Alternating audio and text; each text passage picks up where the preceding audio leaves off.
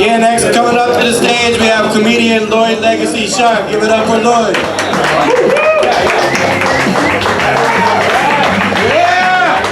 Go Lloyd, go!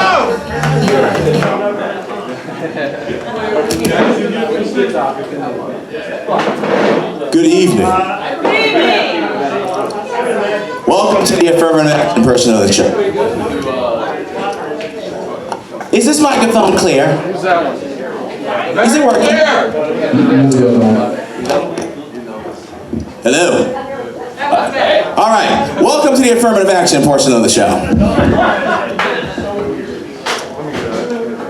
Ladies and gentlemen, I want to propose to the audience a question. Children, why? Because when they're over 21, they can buy you beer. That was a good one, Lloyd! What's the point?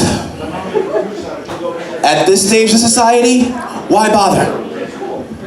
Now I know you're probably hearing that thinking, oh great, another freaking black guy that hates children. You're wrong. First of all, don't be fooled. I understand I am the whitest sounding person currently in Connecticut, while being darker than Kurt Cobain's innermost thoughts.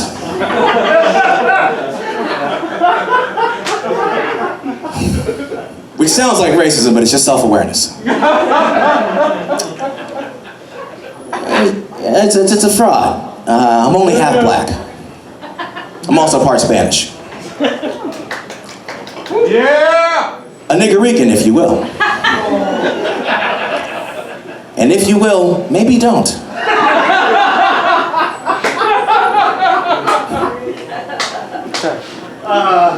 This is why I'll never visit the White House no matter who's in charge. Half of me is afraid I'm gonna get shot on the lawn. And the other half of me is afraid that if I survive, I'm gonna have to mow it. That's cold. I don't win. So I am not a black guy that hates kids. Kids are fine. They're like drugs. If you live in New Hampshire.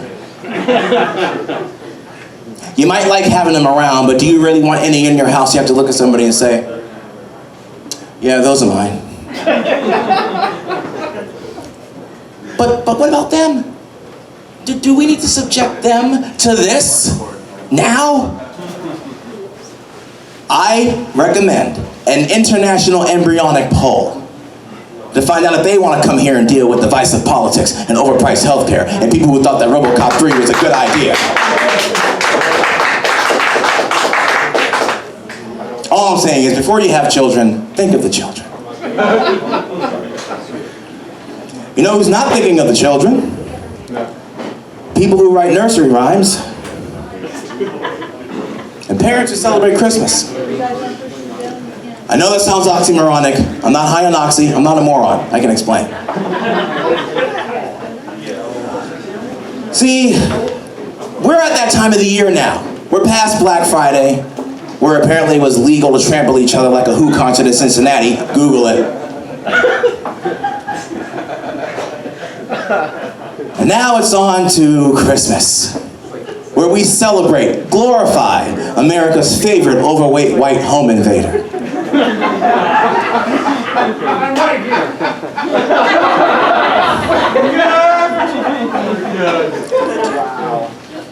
That you some reason consider still calling him jolly old Saint Nick. You're not considering what's making him so jolly. Why do we continue to enable this man and his pedophilic voyeurism? And if you think that I'm projecting that onto him, listen to the song. He sees you when you're sleeping. He knows when you're awake. Oh, yeah. That's not normal. Call the authorities! For goodness sake. And it gets worse. Because you know what? Santa Claus is coming to town. So you better watch out. You better not cry. This song, disguised as a Christmas carol, is essentially telling children to just let it happen. This is why we don't need any more children. And it gets better. You know why? Because Santa, on top of breaking and entering in my house through the chimney, which wasn't a chimney because there was no chimney in my house, he gets to give me presents to try to get that from me and then make out with my mother while my dad has a laugh about it. I grew up in Dorchester in the late 80s and early 90s. If my father saw Santa Claus kissing my mother, there'd be no laughing. You would have no Santa Claus. And based on what I've just told you, you'd be better for it. Now, my parents tried to tell me that Santa wasn't real when I started noticing that on the to and from labeling, I got everything from Creepy McCringle, but nothing from my mom and father. And I don't believe that he's not real, because I believe that there are plenty of Santa Clauses that are just not named Santa Claus. They're all on Facebook and Twitter. But my parents wanted to let me down easy instead of letting me fall hard. I respect that. Because letting your children down easy instead of letting them fall hard could have prevented the worst accidental suicide in the history of nursery rhymes. Welcome to Rockabye Baby. On the treetop. And when the wind blows, the cradle will rock. So far, not heinous. Until the bough breaks, so the cradle can fall. And down comes the baby, cradle and... Oh!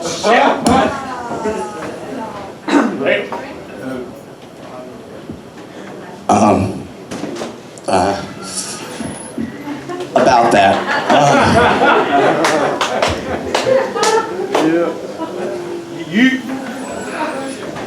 Okay, here's the thing about that. First of all, whose idea was it to leave a child alone in a tree? Unsupervised. Except for that one person who said, man, this would make a great song to sing children to sleep with one day. It is time to stop breeding. I've done my part. I've been practicing virginism for the past 35 years. Whoa. So in 5 years' time, I'll be the perfect candidate for the 40-Year-Old Virgin sequel. The Cultural Reverse Edition. We're back, he's black, and he's kept it all in the sack.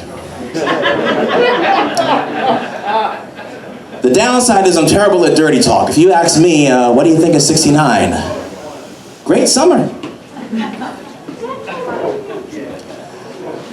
I mentioned this earlier, it's true. I grew up in Dorchester, Massachusetts. I no longer live there because I wanted to live long enough to tell you that.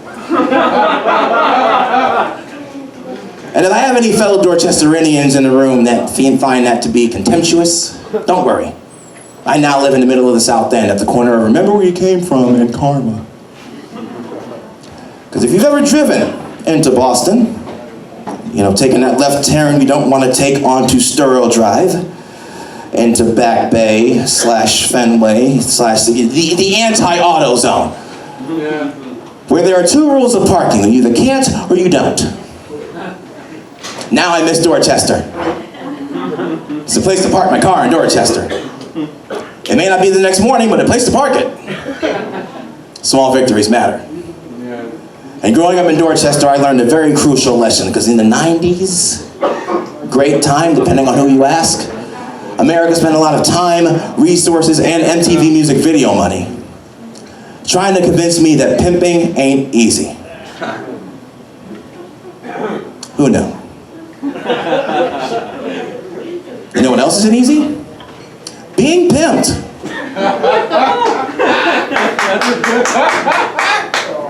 But nobody talks about that side of the labor dispute. Hell yeah. Which leads me to my next point.